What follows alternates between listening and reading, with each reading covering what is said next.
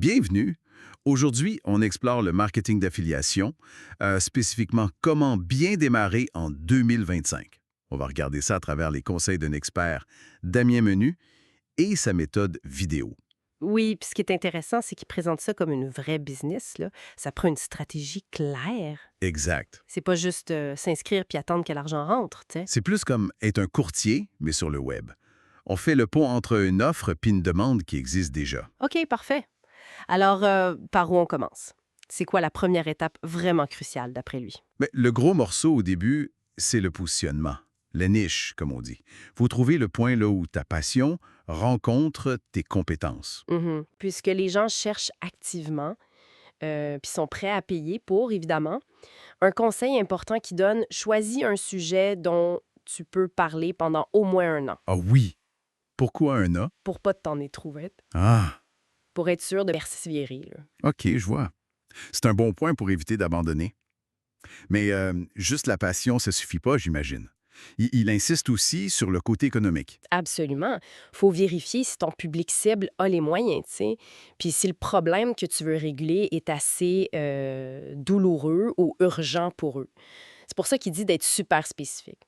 Genre, pas juste la santé en général. Exactement. Plutôt quelque chose comme, mettons, aider les hommes cadres avec enfants à perdre du poids. Très précis. La précision, c'est la clé. OK, niche très ciblée. Puis après, le choix du produit, là, il y a une idée qui m'a surpris un peu. Se concentrer sur un seul produit au début. Pourquoi ça?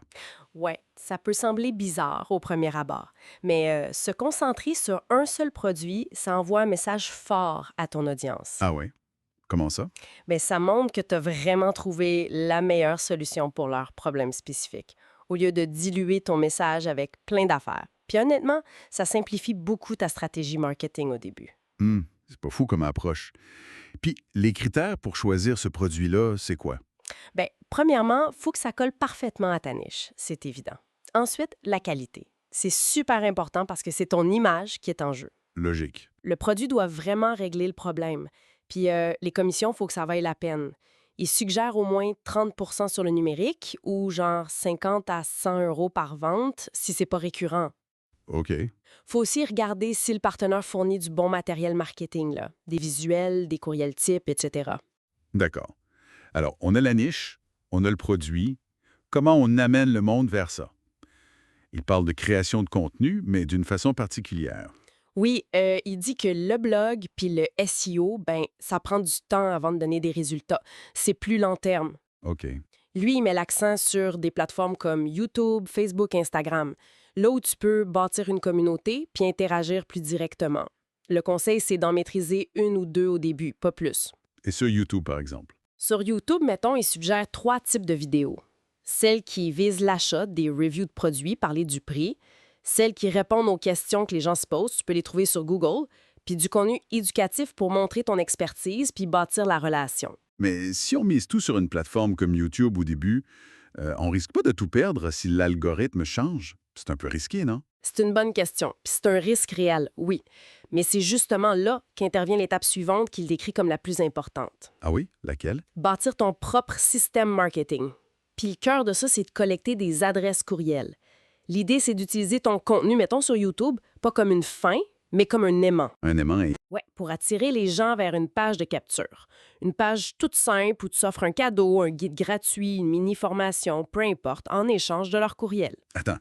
Fait que même si je fais des vidéos YouTube, le but ultime, c'est toujours de ramener le monde vers ma liste de courriels. C'est ça, le vrai trésor. Exactement. C'est ça le cœur du réacteur. Une fois que tu as le courriel, là, une séquence d'emails automatisés prend le relais. Des emails pré-rédigés qui partent tout seuls. OK. Ça te permet de te présenter, de parler du produit sous différents angles, d'apporter de la valeur, puis éventuellement d'offrir d'autres choses plus tard. Ce système-là, il travaille pour toi 24/7, peu importe les algorithmes. Ta liste de courriels, c'est ton actif le plus précieux, celui que tu contrôles vraiment. Wow, ça change pas mal la perspective. L'affilié, c'est plus juste un panneau publicitaire, c'est un bâtisseur de système, finalement. C'est ça. Pour résumer, les gros points, c'est Un positionnement ultra précis, focus sur un produit au début, du contenu engageant sur la bonne plateforme, puis surtout, bâtir systématiquement ta liste de courriels avec un suivi automatisé. Ce qui ressort aussi, c'est l'importance de voir ça sur le long terme. Il insiste beaucoup là-dessus, hein? Choisir un sujet qu'on aime pour vrai, pour tenir la distance, puis continuer d'alimenter le système, même quand il devient evergreen. Peux-tu nous expliquer ça, evergreen? Ben, evergreen, ça veut dire que ton contenu ou ton système reste pertinent puis continue de fonctionner longtemps après sa création sans avoir besoin de le mettre à jour tout le temps. Mais attention là, Hmm. ils mettent en garde. Evergreen, ça veut pas dire oublie ça puis va à la pêche. Faut quand même entretenir le système, regarder ce qui marche moins, puis s'adapter un peu aux nouvelles tendances. Faut pas s'asseoir dessus. D'accord, c'est noté. Alors, pour finir, une pensée qui vient en brassant tout ça. Au-delà des techniques puis des systèmes, peut-être que la clé du succès durable en affiliation, c'est aussi de réussir à créer une vraie connexion, partager un peu de soi, son vécu, pour bâtir une confiance qui va plus loin que juste achète ce produit. Qu'est-ce que t'en penses? C'est une excellente réflexion. La confiance, ça s'automatise pas facilement. Puis dans le bruit numérique d'aujourd'hui, cette connexion humaine-là, cette authenticité, ben ça pourrait bien être ça le vrai avantage qui fait la différence sur le long terme. Absolument.